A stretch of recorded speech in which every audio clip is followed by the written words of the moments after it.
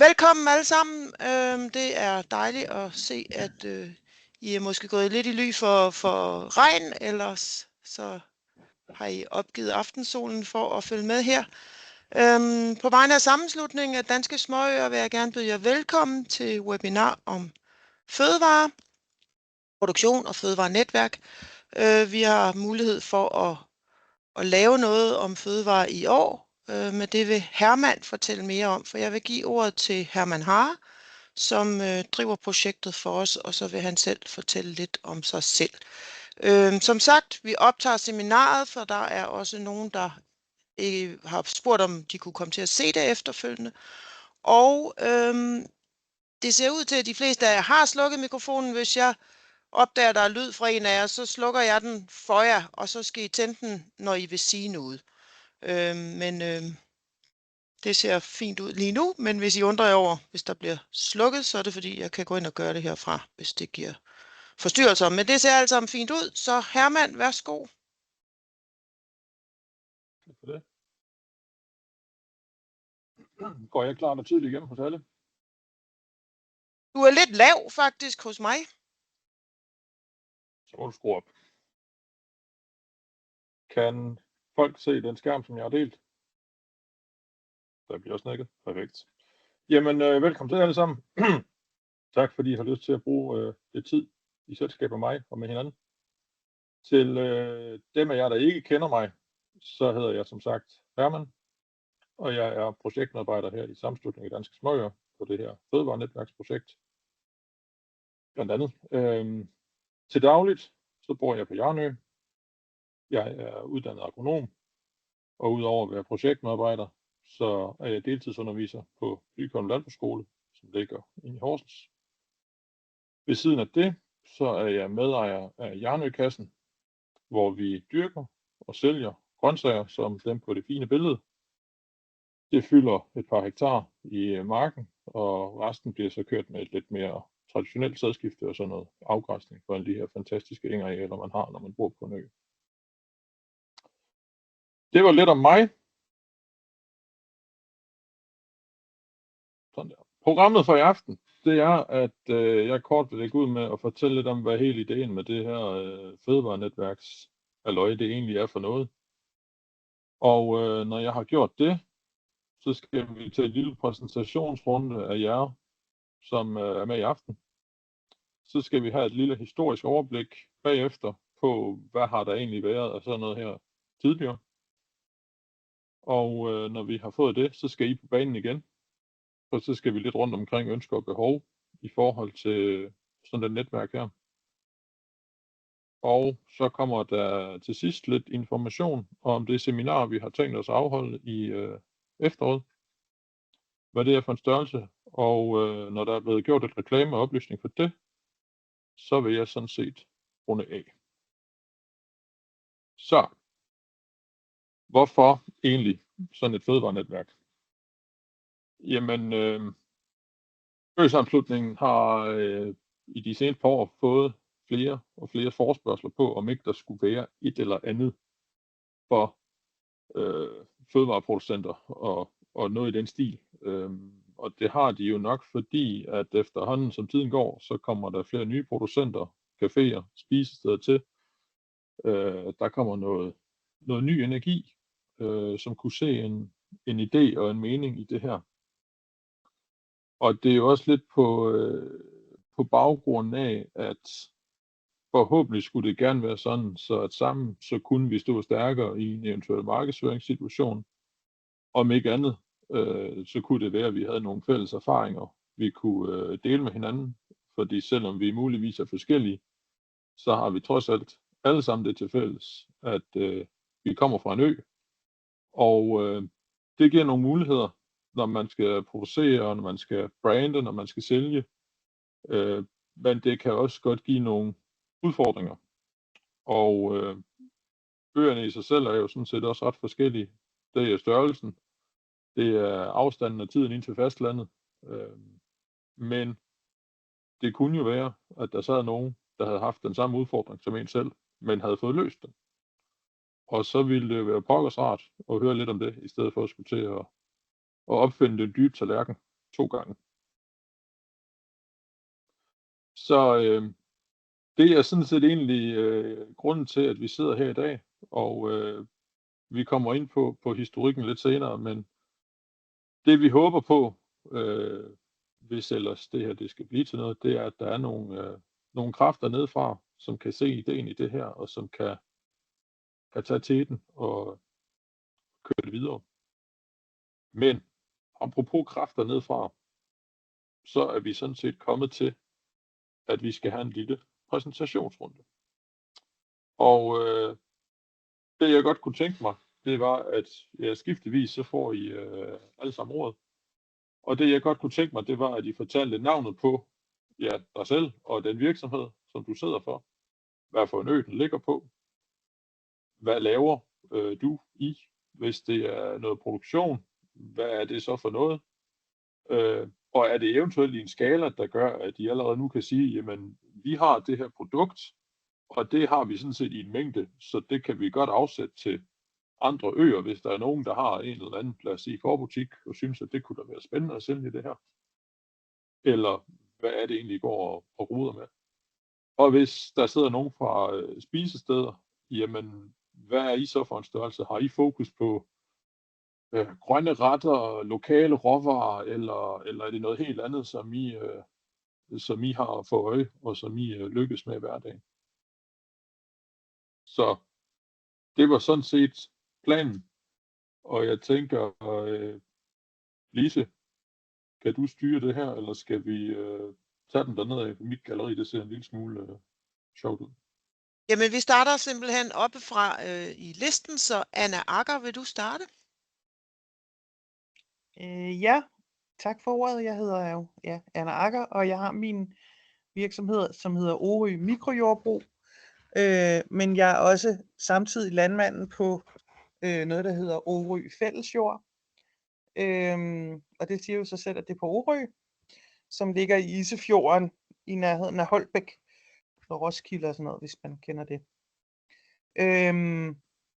Og der producerer jeg producerer slagtekyllinger og æg, og har også så småt i år startet op med lidt første omgang til mig selv, men jeg kunne godt se ideen i måske at udvide. Men det er måske også lidt præget af, at der er så sindssygt meget græs i øjeblikket. Og derudover der har vi så, altså på Fællesjord har vi en nøddetræsplantage, så der er 650 ægte kastanje og valnødder, og nogle hjertenødder, og det hele er i omlægning til økologi fra først, vi startede i januar sidste år. Og det vi har fokus på, det er jo så, at altså vi har meget fokus på grøn omstilling af fødevareerhvervet, eller fødevareproduktionen, og hvordan kan man også inddrage befolkningen og have formidlingen til byboerne, dem har vi mange af. Så vi har jeg har også en stor formidlingsopgave, og lige nu er vores nøddetræer meget små og giver derfor ikke så meget afkast, så vi kan sælge af det endnu. Men det kommer vi jo til at få rigtig, rigtig mange nødder inden alt for lang tid, altså inden for 5-6 år. Og i et mellemliggende periode, der kan lokale borgere så leje sig ind og enten afgræsse eller dyrke mellem nøddetræerne.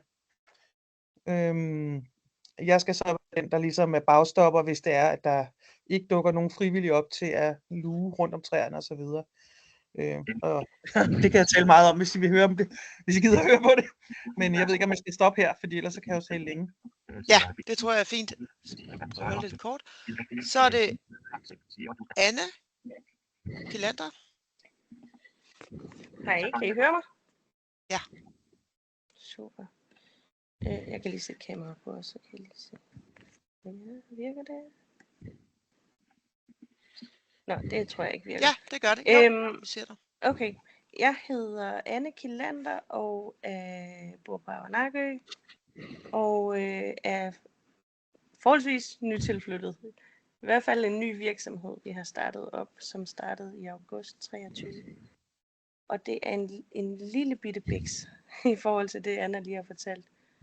Vi har lidt ølproduktion, meget småt, Og vi har et lille surdejsbageri også, som er meget småt. Og lige nu fungerer det mest som hobbyvirksomhed, men det kunne være lidt sjovere at skalere det op på et tidspunkt.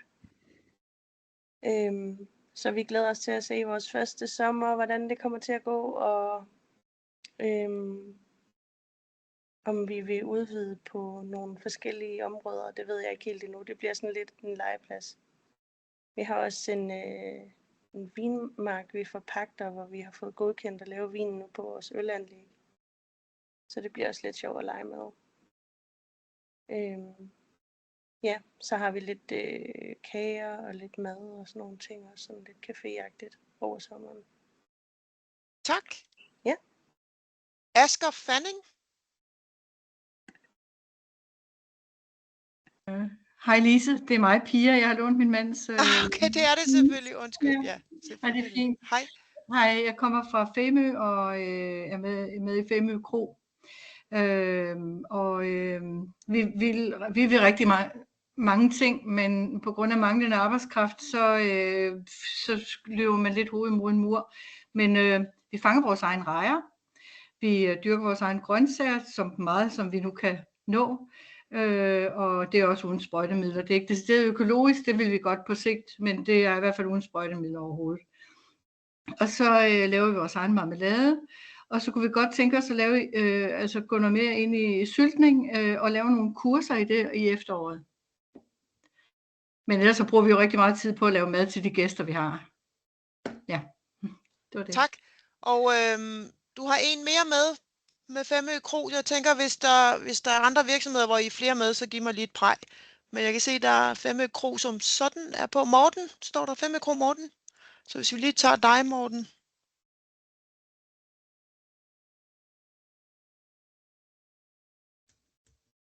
Du skal lige tænde for din mikrofon.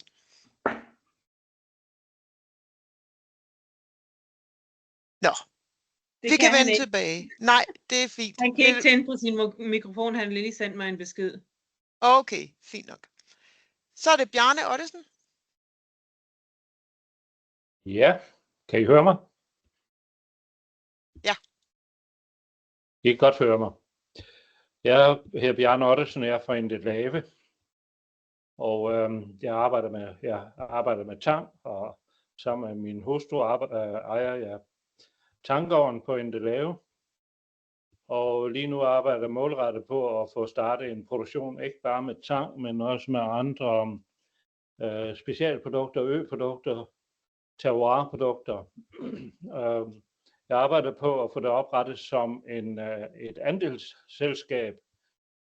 Vi har 4 rigtig fine spisesteder på øen, som alle er interesseret i at bruge lokale produkter.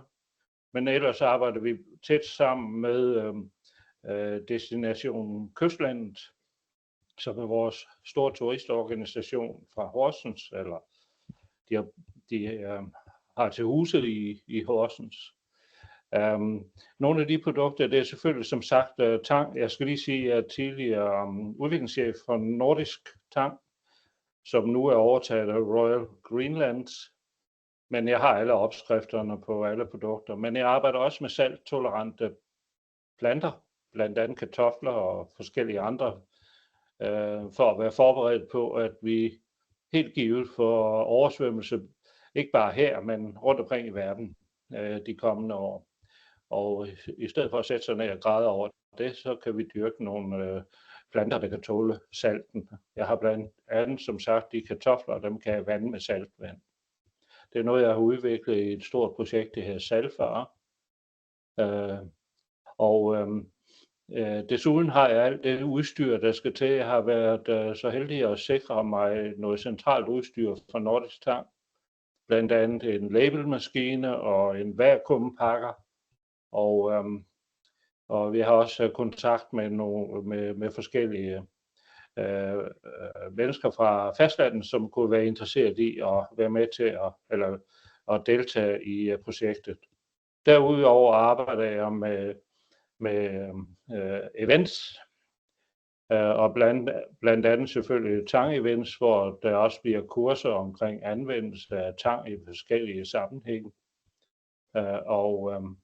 jeg arbejder herudover også med vilde spiselige planter, og laver også kurser i det, en slags vildmarkstur.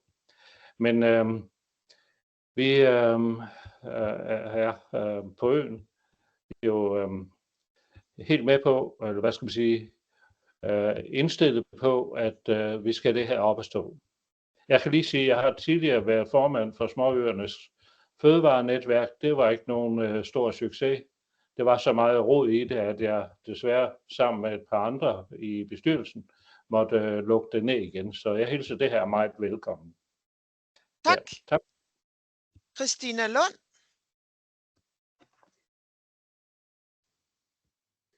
Ja, det er mig. Christina Lundby, godt nok, men jeg kommer fra Høns og Harp, og vi ligger på Femø, og vi laver harp, og har høns, der ligger æg, som vi sælger i vejboden, og så har vi lavet samarbejde med Femø Bryghus om at lave noget øl, og så vil vi rigtig gerne udvide til noget grøntsagsproduktion. Fint. Tak. Og Dorte? Dorte fra Fur? Ja. Ja, jeg skal lige have noget lyd på, måske også en kamera. Jamen, ø-repræsentant og egentlig bare med på en lytter. Det er fint. Og Elsa?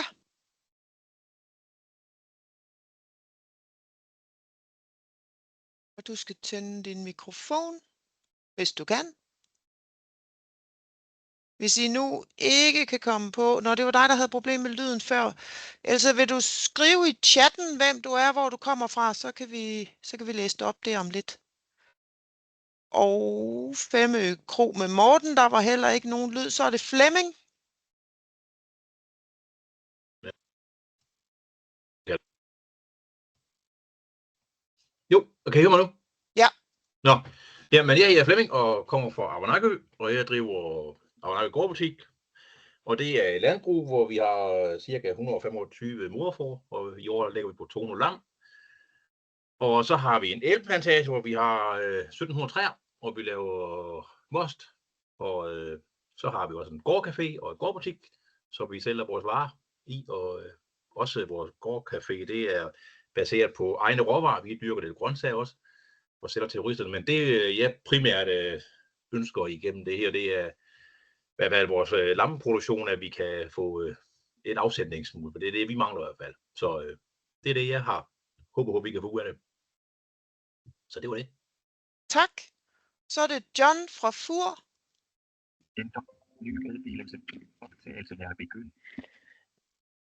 Om lyden går igennem. Ja, det gør den. Det er fint.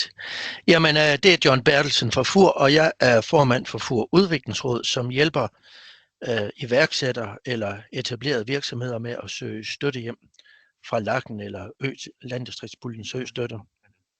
Og det gælder også både fødevareproducenter og spisesteder. Fur har jo 5 spisesteder.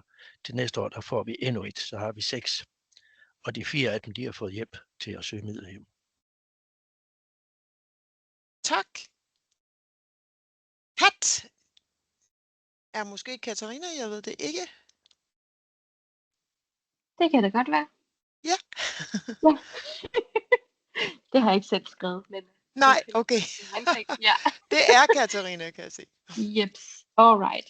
Jamen, jeg hedder Katarina, og jeg repræsenterer Fiery Mosteri, som er en splinterny, ikke oprettet virksomhed, men vi har da fået en Instagram. Vi har overtaget en plantage på 2 hektar, og der vil vi gerne lave most og på sigt cider, dyrke grøntsager og have langbordsmiddag og forskellige events og kurser og sådan. Så vi er sådan helt spæde som virksomhed. Så derfor er det også mega dejligt at høre om jeres andres erfaringer. Jeg har været med til at starte en virksomhed før, der hedder Pasta Principato, som ligger på Fejø, som laver pasta. Så jeg repræsenterer også lidt dem, eller os, eller hvad man skal sige. Virksomheden ligger på Fejø. Ja. Og det tror jeg måske var det, jeg vil sige. Ja. Tak. Kåre Tejlgaard. Det høres. Ja. Ja, hej. Vi er på begge to, min mand og jeg, Kåre og Helle. Vi har lige et lille nyopstartet café og galleri på Tunø. Lille ø, der ligger ved siden af Samsø, hvis ikke I kender den. Hvor vi er startet op her 1. juni, hvor vi har galleri indenfor, og så vores café, som er udenfor. Så vejret er ikke lige med os i øjeblikket, men bortset fra det. Så har vi et bryggeri herovre på fastlandet, hvor vi sidder nu. Vi bor i Halling, ikke ret langt fra Hov. Og der har vi bryggeri, vi kører på 10. år, og det øl sælger vi så i vores lille café.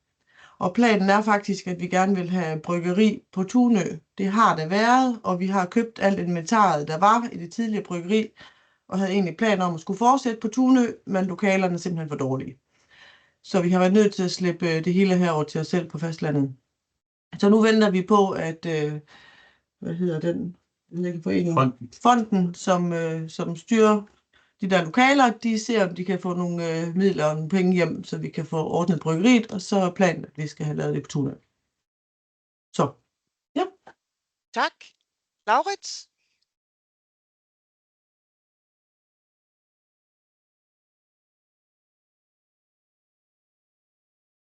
Din mikrofon er tændt. Prøv at sige noget, Laurits. Jeg kan ikke høre dig.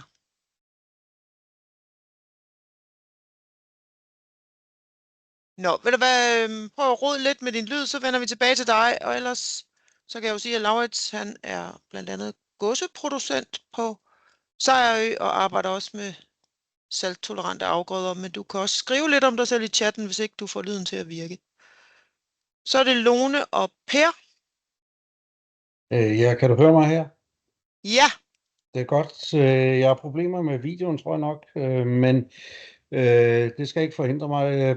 Vi kommer fra Askø, er tilflytter inden for den sidste måned, og kommer egentlig fra København. Men vi er flyttet til Askø og har købt en ejendom, hvor vi har en halvstor matrikel, og på den tænkte vi, der skal ske et eller andet. Så vi har plantet 100 fintræer. Og det kommer så lidt af, at vi har haft sommerhus mange år på Askø, og har haft et fintræ stående i haven, som giver rigtig mange flotte finer. Dem har vi så fået forædlet via en gartner, og så lavet de 100 fintræer.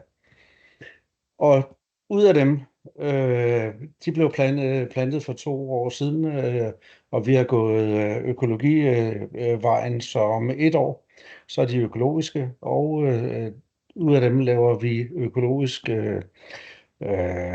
finsyltetøj, chutney, kompot og hvad man ellers kan finde på at lave af finer.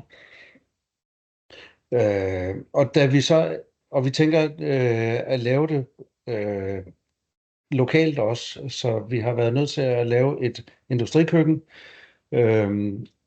og fordi det ikke skal stå stille hele året rundt, så er vi så også i gang med at starte en café op. Så vi er sådan lidt ved at skifte. Jeg er selv sømand, sejler ved Grønland, og min hustru, hun er IT-sikkerhedsleder.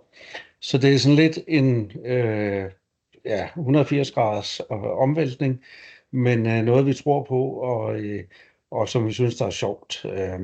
Så nu har vi faktisk brug for, indtil videre producerer de ikke så meget af de små fintræer, vi har plantet, men det kommer lynhurtigt, og derfor har vi brug for noget netværk til at få afsat vores produkter, og måske til at få nogle gode idéer også til, hvordan gør vi tingene, og hvordan forhandler vi det rundt i landet. Så det er vores lille projekt her, og vi glæder os rigtig meget til det. Jeg tror, vi kan få rigtig meget ud af det samarbejde her. Fint, tak. Så er det Mette, og jeg tror, det er Mette Melgaard. Mette Strynø. Men der er mange Metter på Strynø. Er det dig, Mette? Nej, det er Mette Is. Okay, men der er en lige ovenover dig, der hedder Mette Strynø. Det var derfor, jeg troede, det var Mette Melgaard. Du er på 2 gange, simpelthen. Mette, Is, vi tager dig. Det er så godt. Jamen, jeg hedder Mette og kommer fra Strynø, ligesom Lise. Og jeg har en lille isbutik, Strynø Is, hvor jeg laver hjemmelavet is, som jeg sælger. Primært her fra min lille butik, men det er også begyndt at komme lidt rundt til andre forhandlere. Ja, det er et meget lille bitte projekt, og det er kun anden sæson, så det hele er meget nyt. Og så har jeg nylig fået lov til at hjælpe til med at afholde jubilæumsreceptionen for småøerne, og er blevet opmærksom på, hvor mange mega lækre ting vi har rundt omkring på øerne. Så jeg synes, det er spændende, det her projekt. Og jeg synes, jeg tænker, vi kan hjælpe hinanden rigtig meget og blive til noget rigtig godt sammen. Ja. Tak. Og Nina?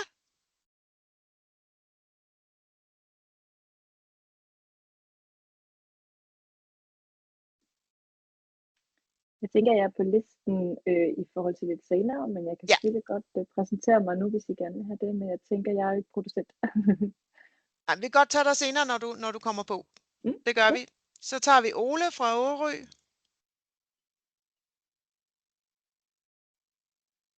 Ja, hej så. Hej. Ja, jeg hedder Ole og kommer fra Årø, og jeg har på den ene side har vi et bryggeri, hvor vi cirka 60% af de øl, vi laver, eller 60% af den omsætning, vi har, det er her på øen, og cirka 40%, det kan vi sige, vi eksporterer. Vi forventer at lave, hvis det går rigtig godt i år, så når vi cirka 40.000 liter. Og man kan sige, at vi har egentlig gået efter fra starten af at vælge noget mainstream, hvis man kan sige sådan, for at kunne afsætte de her ting.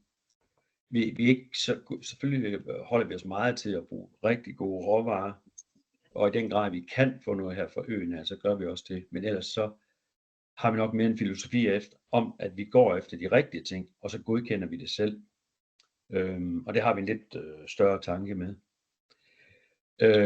Derudover så laver vi også af vores øl, laver vi faktisk har vi været heldige at få lavet en rigtig, rigtig god eddike, som vi også afsætter en del af.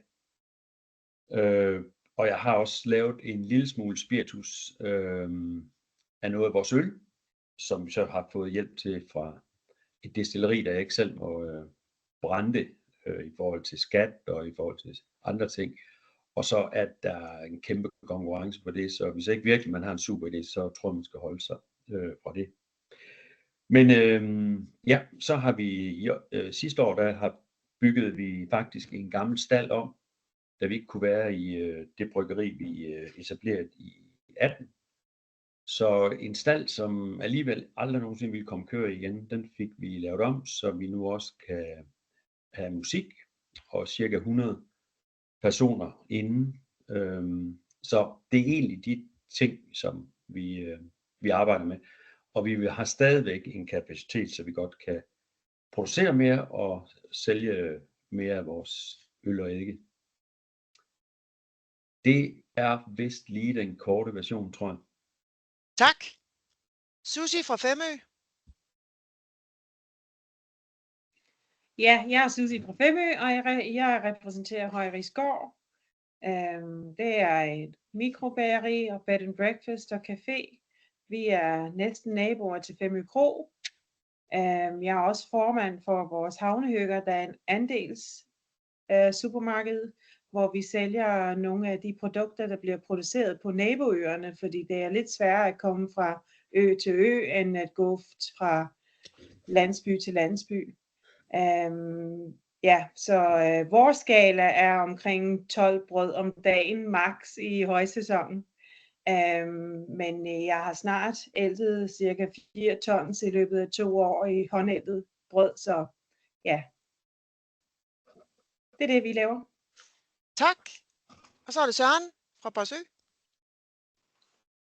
Søren Svandersen, goddag, fra Barsø. Vi har malkekøer. Økologisk mælk producerer vi, og vi leverer vores mælk til Naturmælk. De producerer så en række forskellige oste med navnet Barsøost. Det er noget fast ost, og det er noget briost.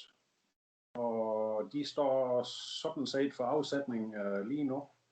Vi hjælper lidt med markedsføring og med andre ting. Men vi kunne da godt tænke os, om det kunne komme lidt rundt over øje, og vi kunne hjælpe lidt til, at det kunne komme videre rundt, som kun den normale afsætningskanal, som vores mejeri har. Udover det, så har vi lidt kødkvæg, der er blandt nogle wagyu, og vi også sælger kød fra. Tilbage til mælk, så blev jeg lidt inspireret af, eller ost, blev lidt inspireret af, at vi var med over Strynø, og der var de så vaks, de havde stillet noget brød sammen med vores ost fra Avanago, jeg tror det var fra Anne, og det synes jeg, det var godt set, og det var en skide god kombination, så det kunne jeg godt se noget fremtid. Et problem for mig at se, det er bare at flytte det rundt, for hvis vi kunne få hendes brød til vores ø, og vores ost til jeres ø, så er jeg sikker på, at de gæster, vi har over ø, og de sejler, der kommer, de vil gerne købe ind til deres morgenmad, eller til deres frokost. Det er lige med, hvordan vi får det flyttet rundt. Det er det. Tak. Og Laura, jeg kan se, at du har hoppet på 2 gange nu, men jeg ved ikke, om det virker. Det ser ikke sådan ud. Prøv at sige et eller andet. Ja, nu har jeg 2 computer. Ja, sådan. Det kan vi. Værsgo. Så er det bare lige, hvilken computer jeg skal tale til. Jeg hedder Laurits og bor på Sejrø. Jeg har en gård her, der hedder Horsekær, og vi producerer gæs i Sejrø Gæs og ender. Vi har en produktion af færdigvarer, gåsepølser, rillette, sous vide og så videre. Desuden eksperimenterer vi med at producere salttolerante afgrøder, især grøntsager, som vi har fået fra mange forskellige steder i verden. Vi har anlæg, hvor vi kan teste deres evne til at blive produceret i forskellige saltkoncentrationer, og bruger det i samarbejde med en højskole på øen og en restaurant på øen. Jeg har været med i Småøernes Fødevarenetværk, skrev kriterierne for øspecialiteter, og kender udmærket Bjarne. Vi forlod nok foreningen samtidig på grund af de problemer, der blev nævnt. Godt. Tak for det. Og Elsa, du har stadig ikke lyd. Hvis du har lyst, så må du gerne skrive i chatten lidt om hvad du laver. Og ellers, det var jo en bred vifte af mange spændende ting. Herman, du får ordet igen. Jeg ved ikke, jeg har ikke været på endnu. Okay, værsgo Mette, det var Mette. Det er meningen, altså. Ja, der ja. 2 Mette, det har jeg jo helt glemt. Det er jo fantastisk, ikke? Det er jo det, men der var ingen reaktion før. Det er godt. Mette Melgaard, værsgo. Yes, jamen jeg har jo været i gang længe. Startede min første årgang. Jeg laver måltidsmost på Strynø. Og jeg startede i 2009, var min første årgang, og jeg havde rigtig god inspiration af Småøernes Fødevarenetværk dengang, og jeg kører stadigvæk, sælger hovedparten af min produktion til de bedste restauranter, selvfølgelig især i København, men også andre steder, og nærmer mig pensionsalderen, så jeg har ikke brug for at vokse mere for at finde et leje, hvor det sådan jeg kan holde til det og synes, det er sjovt. Men jeg synes stadigvæk, det er et rigtig godt initiativ med noget netværk, og jeg vil rigtig gerne deltage på den ene eller den anden måde. Det kan jo være, at jeg også er der nu, hvor jeg kan give noget til andre. Tak. Er der andre, jeg har overset, så råb op nu. Og ellers så giver vi ordet til Herman. Tak for det. Tak for runden alle sammen. Dejligt og spændende, ikke mindst, at høre fra jer. Vi hopper videre, og vi er nået til det historiske overblik. Og nu kan jeg jo næsten fornemme, at der er et vist pres på mine skuldre, for nu sidder der nogle af dem, der har været med tidligere her i aften. Jeg vil starte med at sige, at det lille overblik, som jeg vil komme med her, det er ikke noget, som der skal fylde alt for meget, og det er heller ikke noget, som vi skal bruge tid på at dykke alt for meget ned i detaljer, hvorfor det gik, som det gik. Det er mere for at oplyse dem, der ikke kender til det. Hvad har der været tidligere af ting og sager, som kan ligne det, vi er ved at stable på benene nu.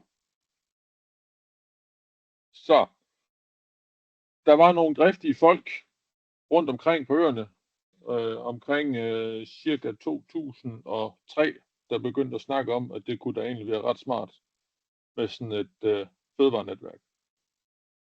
Så i 2005, der gjorde de alvor deres ord, og så stiftede de det, der blev kaldt Småøernes Fødevarenetværk.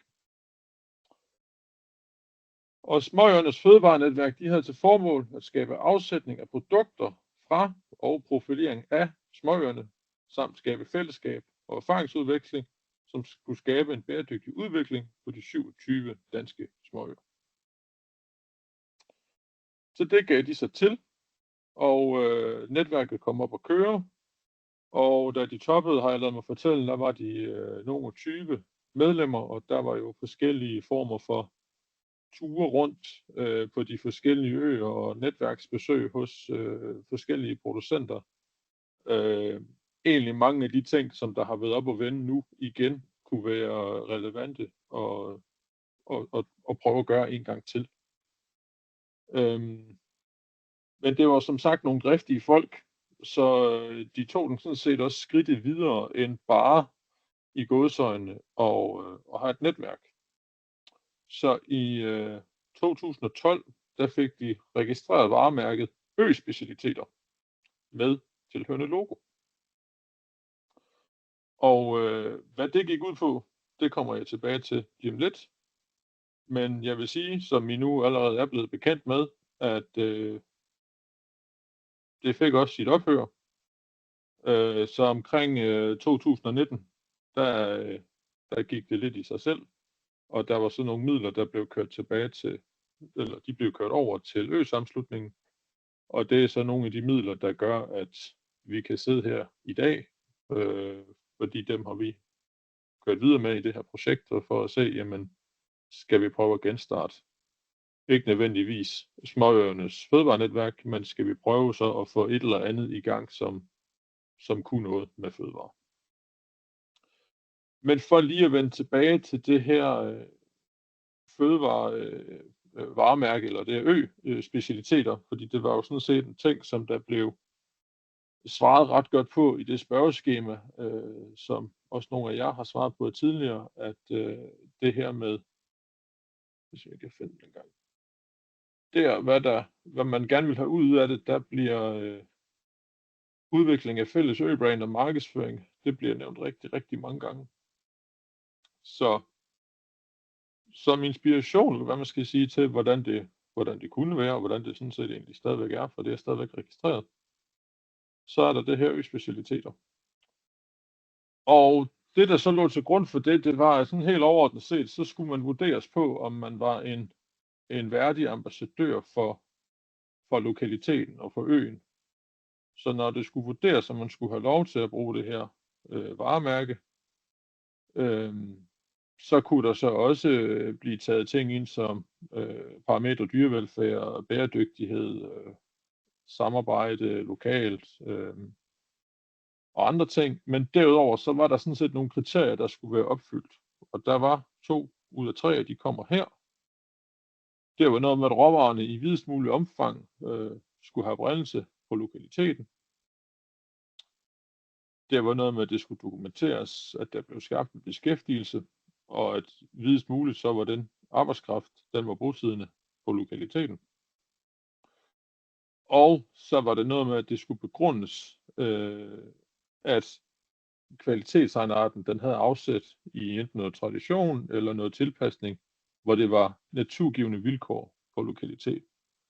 Og det skal siges, at da de blev lavet, hvis det hele det her Ø-specialiteter og de krav her, der lænede man sig lidt op af de varemærker, der er inden for EU, der, hvis I nogensinde har stødt på dem i supermarkedet, og når de rundt og køber de forskellige ting langvejs fra, så har de jo det her beskyttet oprindelsesbetegnelse og beskyttet geografisk betegnelse, og også en garanteret traditionel specialitet. Og dem er der nogle forskellige krav til, men der var sådan set ikke rigtig noget, som kunne tages over på at sikre, at det her produkt, det kommer fra en ø. Så det var simpelthen den nemmeste måde at gøre det på derværende tidspunkt, og ligesom sikre det. Og nu har I hørt, at der er et varemærke, og I har også hørt, at der er et logo. Og der kommer logoet. Det var det, der hørte til. Og hvis man levede op til kriterierne og fik lov, jamen så kunne man så sætte det her logo på ens produkt og få det ligesom bredt ud til forbrugeren. Ja. Så hvis der nu sidder nogen og tænker, jamen en eller anden fælles betegnelse eller et eller andet, det kunne da være mega smart. Så kan det lade sig gøre. Det har ladet sig gøre tidligere, og der var det så sådan der, det så ud. Så det kan man jo tage med hjem og sidde og tænke lidt over, hvad man synes om det. Og med det sagt, så tror jeg sådan set, at jeg gerne vil hoppe videre til næste punkt. Nej, det kan da være, at vi lige skulle nævne, at Elsa kommer fra Fejø Økologiske Skovhave. De har en food forest, hvor alt er spiseligt. Det er cirka 300 forskellige planter nu i 7 lag på 3.000 kvadratmeter økologisk. Prøv at se lidt godt marked i KH, er det København? Antageligvis. Og flere grøntsager. 45 forskellige nødder. 4 år. Det lyder spændende. Interessant. Yes. Jamen, vi hopper videre. Og nu skal I på banen igen. Fordi vi tager bordet rundt en gang til. Og der vil jeg blive rigtig glad, hvis I sådan helt kort kunne fortælle, hvad I har af forventninger og håb af at være med i et nyt fødevarenetværk for småøproducenter. Så jeg tænker, Lise, du var fantastisk god til at styre det før. Kan du ikke bare gentage det? Det kan vi godt. Anna, har du input til det? Jeg skulle nok lige have tænkt mig lidt om. Nej, det er også okay, hvis man siger, at jeg lige vender tilbage. Men, ja, jeg tror egentlig gerne, jeg lige vil vende tilbage. det er fint. Anne Kilander?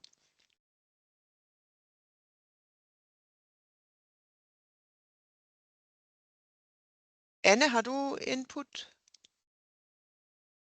til et fødevarenetværk? Det tror jeg ikke. Pia fra 5 Kro?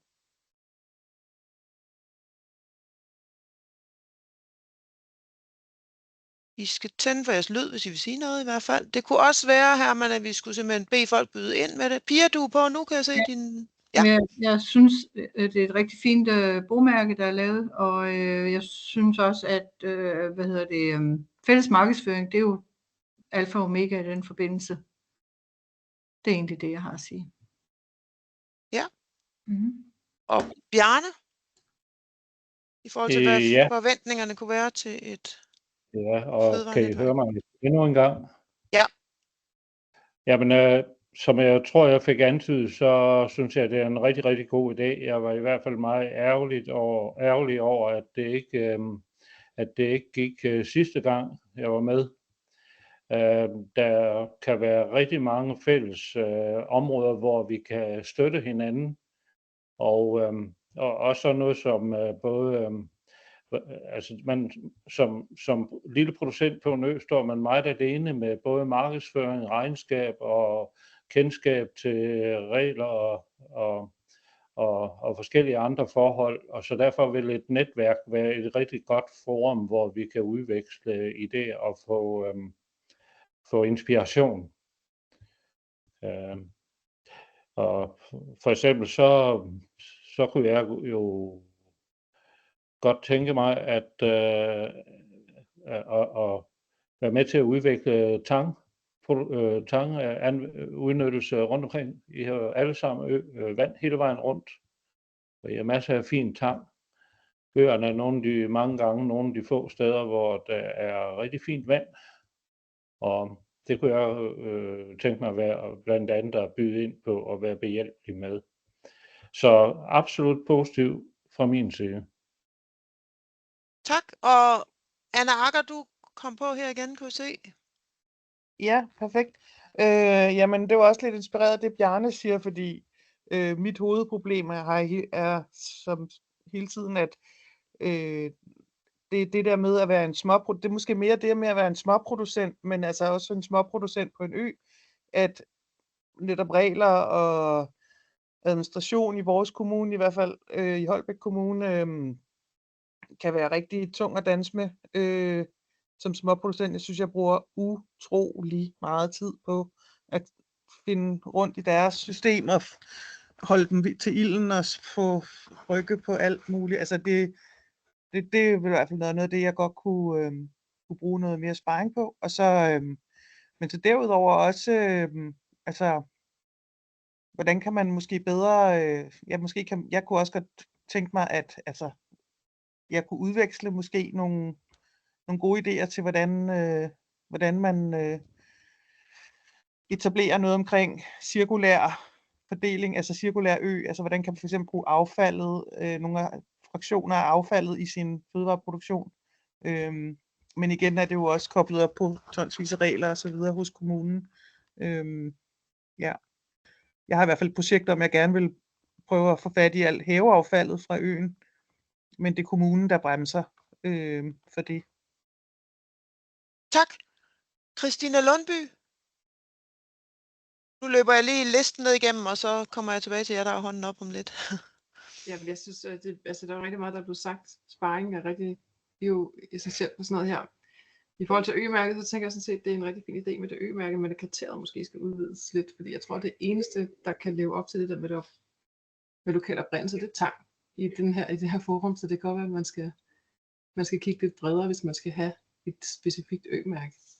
Bare lige en kommentar til det, men ellers så er resten blevet sagt. Dorte, har du en kommentar her, eller er du mere på en lytter? Nej, det har jeg ikke. Det er fint. Og Elsa, vil du skrive, hvis du har nogle forventninger til fødevarenetværket, så går vi videre til Flemming. Ja. Jamen altså, jeg vil håbe, at vi får det ud af det på det afsætning og distribution for det har jeg svært ved selv, og nu er vi oppe og have en mængde, som vi godt kunne få måske ud i nogle enten nogle butikker, eller til nogle andre øer, eller til restauranter, både med vores især lammekød på det. Vi vil udvide produktionen. Vores mål er op på 250 mordyr, så der er både nogle lam fremrettet, og så også vores most. Altså det er ganske traditionelt æblemost, men vi laver den mængde, vi laver omkring 5.000 liter, så det er svært for os at nå som enmandsvirksomhed at nå at komme ud og få det markedsført. Så det håber jeg, vi kan få det ud af det. Så det var det. Fint, tak. Og John fra Fur, har du kommentar til forventningerne til fødevarenetværket? Jamen, mine forventninger, det er noget mere erfaringsdeling. Ja, tak. Katarina? Ja, altså jeg er enig med de andre med det her med erfaringsudveksling, og jeg er sådan specifikt i gang med forretningsudvikling, så jeg er meget spændt på at høre, hvordan I andre får ligesom skruet jeres små virksomheder sammen. Jeg var interesseret i sådan noget med grøntsagskasser for eksempel, som vi har hørt, der er nogen, der laver, og sådan lidt forskellige af de ting, jeg har talt om. Så det tænker jeg giver virkelig god mening for mig. Og så er vi også i gang med at finde ud af ejerformer, altså hvordan vores virksomhed skal skrues sammen sådan ejermæssigt. Og det tænker vi også kunne være mega dejligt at høre, hvad jeres andres erfaringer er med det. Ja. Yep. Kåre?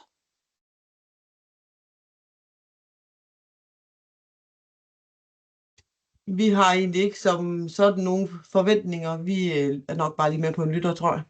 Helt i orden. Laurits?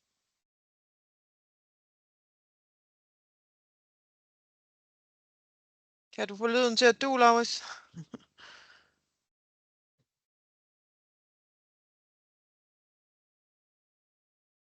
Jeg tror, at den af din mikrofon, der virkede før, den er muted nu. Nej, vi hopper videre. Mette Melgaard? Ja, altså jeg har ikke brug for sådan en fælles markedsføring. Jeg synes også, det har været rimelig svært i forhold til det der mærke. Altså det her, fordi vi laver rigtig forskellige produkter, men hvis der er nogen, der kan se nytten i det og gerne vil det, så bakker jeg fuldt op omkring det. Altså jeg er egentlig mest på det her med inspiration og erfaringsudveksling, fordi jeg synes, når man går i en lille virksomhed, så er det rigtig dejligt også at komme til at snakke med nogle andre og høre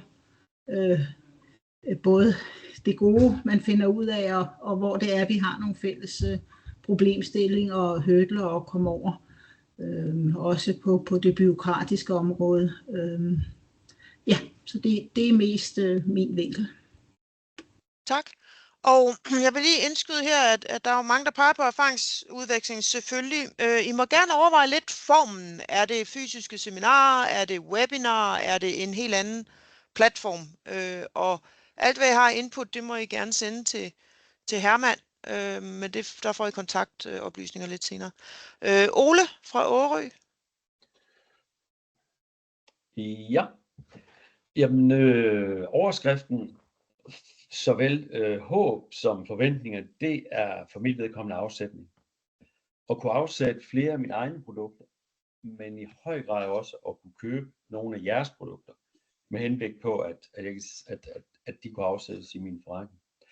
Så jeg vil sige, der er rigtigt, der er sagt erfaringsudveksling osv., men jeg tror bare, at hvis vi vil en forretning, og det er noget, vi også vil leve af, eller i hvert fald delvis leve af, så bliver vi nok nødt til at afsætning, det er det vigtigste. Det er i hvert fald det, jeg har fået ud af det indtil videre, og jeg er selv ude at lede efter forskellige produkter i øjeblikket, som jeg så sætter mit stempel på at sælge i min butik. Men det vil altså være meget, meget sjovere at kunne sælge noget fra de 26 andre øer i Danmark. Så ja, håb og forventninger, det er afsætning. Tak. Susie? Jamen altså, vi har også krav eller ønske til øget synlighed, ikke? Og fællesskab, og jamen, at jeg vil gerne støtte de små producenter. Og jeg er stor fortaler for, at det er øget kvalitetskrav, men jeg synes også, som Christina siger, det der med, at de der, betingelser for at få mærket skal nok udvides også, ikke? Så, men vi skal vise, at der er nogle fordele i den der niche, vi har, som hedder småøer. Ja, det var det. Tak. Søren Barsø. Ja, men jeg tror nok, jeg sagde det sidst. Jeg tror, den store udfordring, det er afsætning og distribution. Hvis vi bare kunne få de der produkter flyttet rundt til de forskellige øer, så ville det være en stor hjælp. For jeg kunne da forestille mig, at vi ville have gavn af en lille butik, hvis vi kunne få et bredere sortiment. Og over de produkter, I laver de andre øer. Det er bare lige, hvordan vi flytter dem rundt. Yep. Tak. Lone og Per? Jamen, jeg er helt enig i Sørens udlægning, fordi distribution og afsætning, det betyder jo rigtig meget. Uden det, så kan butikken ikke køre rundt. Men der er noget logistik omkring det at få det fra den ene ø til den anden. Og vi er faktisk meget interesserede i også at have øprodukter i vores kommende café. Men igen, der er altså langt fra Fur til Askø, og omvendt den anden vej også. Så der er et eller andet omkring logistik og hele den distribution af vores lokale produkter, som måske er en lidt større udfordring, end vi sådan lige i første omgang tænker. Men jeg synes, det er en rigtig god idé, at man brander hinanden på øerne, men vi skal ikke glemme, at vi må ikke holde det internt. Vi er også nødt til at gå til de større byer og få det afsat der, så vi bliver sat på landkortet, og på den måde kan udvikle og udvide produktionen. Så det tænker jeg også, at komme ind forskellige steder i København, inde i torvehallerne, og andre steder, Aarhus, Aalborg og så videre, Odense, de større byer, lige få lagt en kim ind til at få afsat tingene der. Tak. Tak. Der kommer også et kommentar i chatten, dem kan I lige kigge på imens. Jeg skal lige høre, Anne Kilander, havde du en ekstra kommentar? Ja, jeg kunne ikke lige få min mikrofon til at virke før. Virker den nu? Ja. Ja, godt. Jeg kan ikke lade være med at tænke på, om sådan et arrangement, som der blev holdt der i forbindelse med jubilæet på Strynø, om man kunne lave sådan en form for madweekender, hvor man mødtes en masse forskellige producenter fra øerne og havde nogle boder og solgte produkter og måske valgte en ny ø hver anden år, og så på den ø skulle de forskellige restauranter måske også bruge nogle af de forskellige produkter til at lave mad. Og så inviterer man ligesom folk udefra, så det ikke kun er os øboere, men man ligesom for fastlandslokalområdet promoverede sig på, at nu kan man komme ud og smage ø-specialiteter. Inviterede små lokale købmænd og andre, man kunne afsætte til netop det, og så kom det så på skift fra forskellige landsdel til landsdel. Ja. Tak. Bare en idé. Bjarne Ottesen? Ja, det er også omkring distribution. Jeg tror, det vil være vanskeligt at lave sådan en generel distribution af varer mellem øerne. Det kan være nogle lokale eller nogle øer i nærheden vil være relevante. Jeg er meget mere optaget af at udvikle noget netværk for det, vi kalder lokal distribution, for vi skal tænke på at samarbejde. Der er en række, i hvert fald her omkring, en række små producenter på fastlandet også, som kunne være rigtig interesseret i at være med i noget fælles distribution i lokalområdet, så vi også tager rigtig meget hensyn til klima og miljø i det hele taget. Så det kunne være en fin opgave for netværket. Tak. Og Dorte fra Fur? Nu skal lige have tændt. Jeg har tændt på, Lise, den der øbutik på Østerbro, som vi hørte om til et eller andet møde. Kunne du ikke fortælle lidt om den? For den kunne da også være god. Jeg tænker, at det måske er noget af det, der skal fortælles om på selve det fysiske seminar. Not now. Ja. Ja. Men den husker vi, Dorte. Okay. Anne?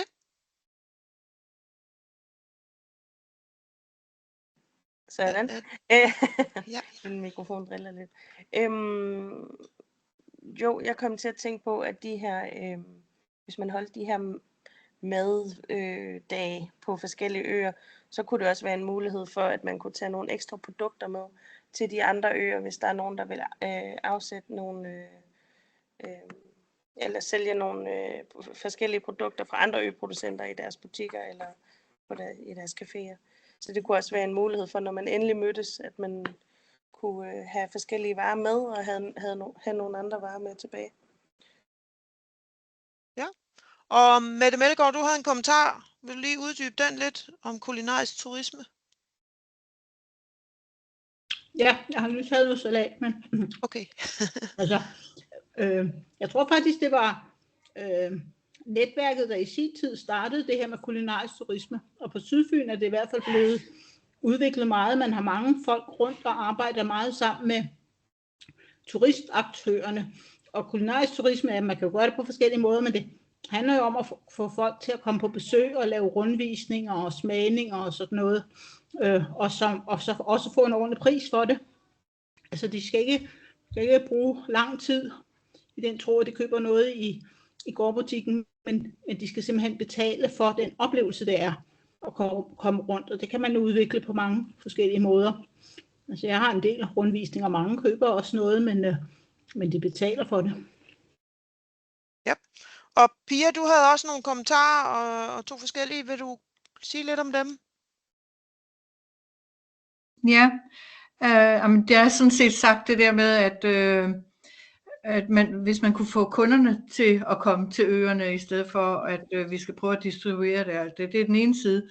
Men den anden, det er, at man kunne jo vi kunne prøve at tage fat i lidt af de større cateringfirmaer, hedder det? Altså cateringleverandører, og høre, om de kunne være interesseret i at få nogle øprodukter, som de så distribuerer. Mm-hmm. Og Laurits?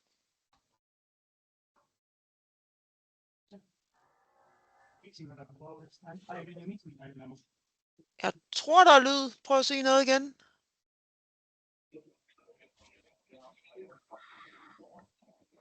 Det lyder mere som noget andet end dig, Laurits. Nu er jeg her. Ja, godt. Kan I høre mig? Ja. Jeg ved ikke, hvorfor det fungerer, men det gør det så. Altså, med de erfaringer, vi har, dem har vi en del af gode og mindre gode.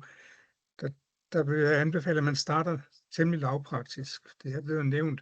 Men det at handle med hinanden er en måde at markedsføre hinanden på. Når en båd kommer til Sarø, fordi de har købt vores produkter i en cafeteria på en anden ø, så kan man mærke, at det virker. Og bliver man kendt på den måde blandt vores turister, så vil vi også blive kendt hos de større kunder i storbyerne, som vi er afhængige af på et eller andet tidspunkt i vores udvikling. Og det er der, brandet kommer ind. Vi har jo oplevet problemer med at blive anerkendt som leverandør til øspecialiteter. Så jeg tror, man skal kigge en lille smule mere på det. Det er ikke så restriktivt, som jeg kan høre, man opfatter det. Der er skrevet meget om det, og noget af det kan sendes rundt, hvis man er interesseret. Men det er en væsentlig ting at markedsføre sig selv og hinanden, fordi så opnår man det, som marketingsfolk kalder kollektiv impact. Og lige sådan kulinarisk turisme, hvor man med en fødevareproduktion markedsfører lokaliteten, og lokaliteten markedsfører fødevareproduktet. Ja. Jeg synes, der var en ting mere. Men okay, ja, jeg slutter helt. Tak. Christina Lundby. Ja, jeg synes, det ligger faktisk meget godt op, hvad det Laurits lige sagde. Altså, det synes, det lyder som om også, der er en forestilling om, at man kan enten have sparring eller intern distribution, eller en fælles branding på restaurationskokkemesser, hvor det nu skal være. Men man kan vel i virkeligheden godt det hele. Det behøver vel ikke at udelukke hinanden, tænker jeg. Tværtimod, så tænker jeg da egentlig, at det bakker hinanden meget godt op. Ja, det. Tak. Og Bjarne?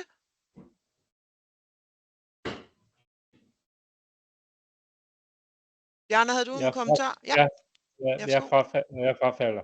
Ja, fint. Og Laurits, havde du en kommentar mere? Men jeg kan ikke høre dig. Du er muted på den, du sidder med. Nej, jeg kan ikke høre dig. Du må skrive det i chatten. Kan du høre mig nu? Ja, nu kan jeg høre dig. Hvis man læser, hvad intentionen med øspecialiteter var, udover markedsføringsværdien, så var det at stimulere innovation. Og det skal man ikke underkende behovet for i vore dage. Og småøerne er interessante, fordi klimaforandringerne gør, at det netop er på småøerne, at vi har forudsætningerne for at eksperimentere med en tilpasning til de klimaforandringer. Det behøver vi ikke alle sammen at eksperimentere med, men nogle af os gør det. Og hvis det er en del af vores DNA, at vi gør det, så gør det heller ikke noget, at vi bliver kendt som en gruppe af producenter, der eksperimenterer med en mere tilpasset og bæredygtig fødevareproduktion. Ja. Er der nogen, der brænder ind med noget, så er det nu, I skal komme frem med det.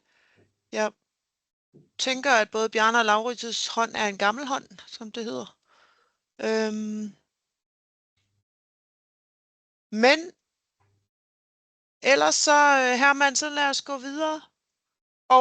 Og som sagt, hvis I har en tanke om noget, der kunne ligge i sådan et netværk, så skriv det til Herman. Ikke dermed lovet, at vi tager det op med det samme, men altså vi selvfølgelig prøver at se, hvad der kan lade sig gøre i det her projekt, vi har her. Herman? Ja. Mange tak, alle sammen. Vi hopper videre, og nu er det reklametid. Fordi vi har jo sådan set tænkt os at afholde et fysisk seminar i efteråret. Det bliver fra mandag den 28.10. til tirsdag den 29.10. Og det bliver fra kl. 12 til kl. 12. Så vi starter med at møde ind med noget fælles frokost, og det er sådan set også sådan, vi havde tænkt os at slutte af igen. Vi mødes om maden, kan man næsten sige. Og det bliver på Bygholm Landbrugsskole, som ligger i Horsens. Og der er ganske fornuftige muligheder til at komme til og fra os med offentlig transport, hvis det skulle være nødvendigt. Og hvad skal vi så lave fra kl. 12 til kl. 12? Kunne I måske sidde og tænke på? Jamen, vi skal have en fornuftig sammensætning af nogle faglige oplæg. Vi skal have noget workshop. Vi skal have noget netværk på tværs. Endnu mere af det, vi har haft her til aften, som jeg synes har været rigtig godt. Og i den forbindelse, så skal vi lige hilse på Nina, som har siddet med på en lytter her i aften. Fordi på den dag, der skal Nina sådan set på banen med noget af det, hun kan. Men det, hun kan, det tænker jeg, det er hun sådan set endnu bedre til at præsentere, end jeg er. Så Nina, du har hermed ordet. Ja, tak skal du have. Jamen, jeg hedder Nina Møller, og jeg hjælper virksomheder med at skabe tydelig retning i deres kommunikation og marketing. Det gør jeg som rådgiver, og som projektleder og relationsskaber.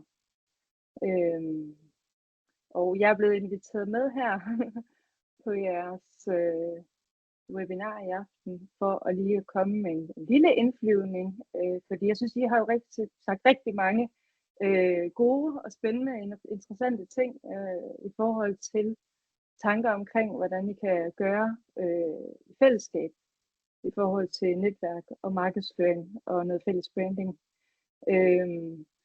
Så jeg vil ikke komme med de store forkromede ting, for jeg synes, I har sagt rigtig mange ting selv.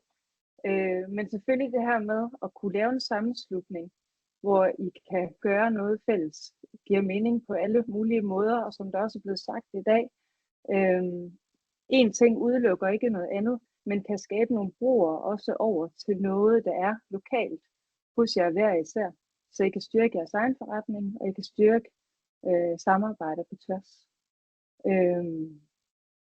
Noget af det, jeg har hørt, I har sagt, det er fælles markedsføring af alfa og omega. I søger inspiration, sparring og erfaringsudveksling med hinanden. Logistik, afsætning og distribution fylder for jer. Der er noget forretningsudvikling også, hører jeg, hvor der er nogle forskellige muligheder for, hvordan I kan dele.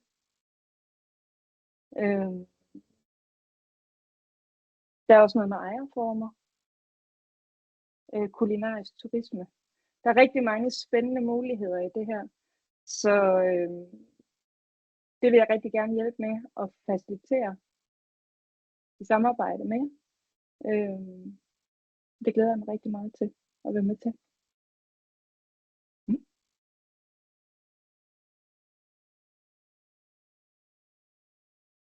Super, tak for det. Jamen, nu skal jeg lige have fat i igen. Jeg kan lige tilføje. Jeg kommer selv fra en familie af fiskere, hvis jeg lige skal komme med et indspark i forhold til, hvad er min baggrund. Opvokset i en familie fuld af selvstændige, opvokset på landet. Og for 12 år siden, der hjalp jeg en virksomhed i Aarhus, der hedder Peter Paris, Kongens Kurér, med at tilføje nogle produkter i deres portefølje. Og det var blandt andet noget chokolade fra en mindre producent i Frankrig. Så jeg kommer også med en lille smule baggrund og viden omkring det her med fødevarer. Som er den på. Det var vist det hele. Medmindre der er nogen, der har spørgsmål.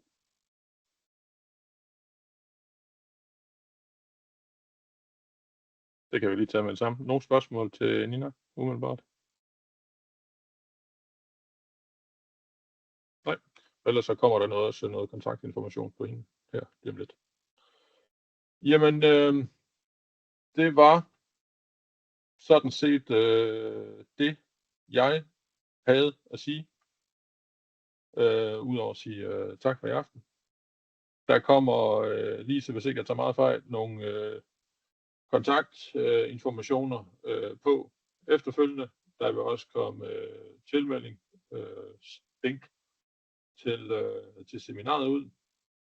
Og så håber jeg, at vi ses i efteråret. Det har i hvert fald været spændende at høre fra jer her i aften. Herman, vi kan måske lige sige, jeg har bare i og med I er logget på her, har jeg ikke jeres kontaktoplysninger, så der bliver ikke sendt noget rundt på mail, men hold øje med vores nyhedsmail, Sammenslutning af Danske Småøer. Tilmeld jer vores nyhedsmail, hvis det er sådan en af måderne at få noget at vide på. Og så kan jeg lige se, at Anna Akker, du har et spørgsmål eller en kommentar? Jeg har faktisk 2 spørgsmål. Det ene er, jeg synes det er oplagt, at vi mødes på en af småøerne. Kunne vi ikke mødes på Jarnø i stedet for på, eller hvor det var, du kom fra? Altså, det tænker jeg vil betyde meget, at man ligesom er på, og ikke er i Horsens eller sådan, altså på fastland et sted. Det var det ene spørgsmål. Det kunne måske, om det er for sent, og det kan det sagtens være, men jeg synes jo bare, det kunne være så oplagt at mødes på en småø. Og den anden spørgsmål er, om der er nogen, om hvordan og hvorledes er det her finansieret? Det var bare sådan lige at spørge, er det en del af et projekt, eller hvordan? Ja, skal jeg lige svare på den her, mand? Hvis nu jeg tager det sidste først. Vi har i Ø-sammenslutningen, jeg tror det var i 23, der har vi overtaget resterne, eller hvordan man nu siger det, af nogle projektmidler, som Småøernes Fødevarenetværk, altså den forrige forening, havde. De har overdraget de projektmidler til os, så det er et projekt, hvor vi så kunne lave aktivitet for fødevareproducenter. Og det er det, der sker her. Så det er finansieret på den måde, og det er fra, skal jeg lige huske rigtigt, men det er landdistriktspuljens midler. Vi har talt om, nu springer jeg lige til et andet, om hvorfor mødes vi ikke på en ø. Det har vi også talt om. Det er altid et dilemma, når Ø-sammenslutningen holder seminarer faktisk. Fordi selvfølgelig vil vi gerne mødes på en ø. Det gør også bare, at der er nogle øer, der har ekstra svært ved at komme og nå frem til tid og så videre, fordi de måske i deres ende har en knap så favorabel færgedrift. Så vi er blevet enige om at starte denne gang på Bygholm Landbrugsskole, og så er det måske også nemmere, når vi mødes fysisk og får talt sammen om, jamen, men hvad kan folk, hvor meget tid kan man afsætte, hvad er mulighederne, og så aftale forhåbentlig nogle flere møder, som så kunne være også at komme ud og besøge hinandens produktioner og sådan noget. Så det er på ingen måde skudt til hjørne, men det her handler jo også, vi skulle også lige se, hvad er interessen og så videre. Det lader jo til, at der er rigtig fin stor interesse, så vi starter med et fysisk møde på Bygholm Landbrugsskole. Det var tankerne der.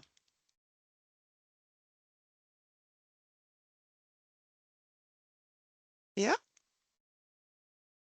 Og det håber vi selvfølgelig, I synes er i orden. Ja, hvad sker der så nu? Som sagt, følg med på vores hjemmeside, Sammenslutning af Danske Småøer. Den hedder danske-småøer.dk.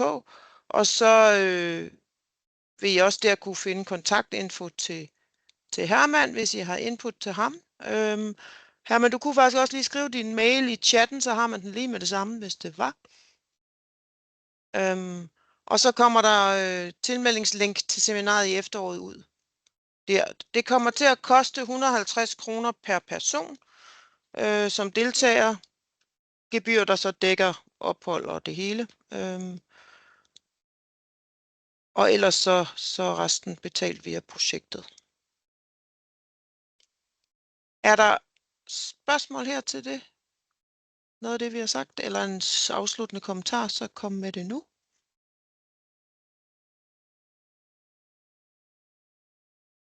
Herman har skrevet sin mail.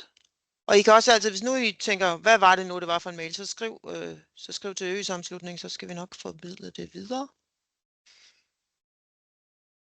Det kan I finde.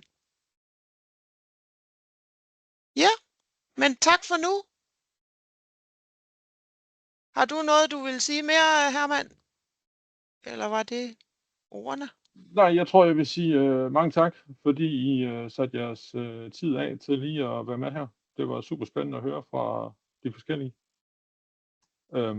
Jeg håber at se i efteråret, og jeg håber også, at vi kan lande, at det her det ikke bare skal være resterne af et eller andet projekt, men at det rent faktisk skal ud og leve sit eget liv og køre videre, så vi alle sammen kan få noget ud af det. Det tror jeg sådan set var det. Tak for nu.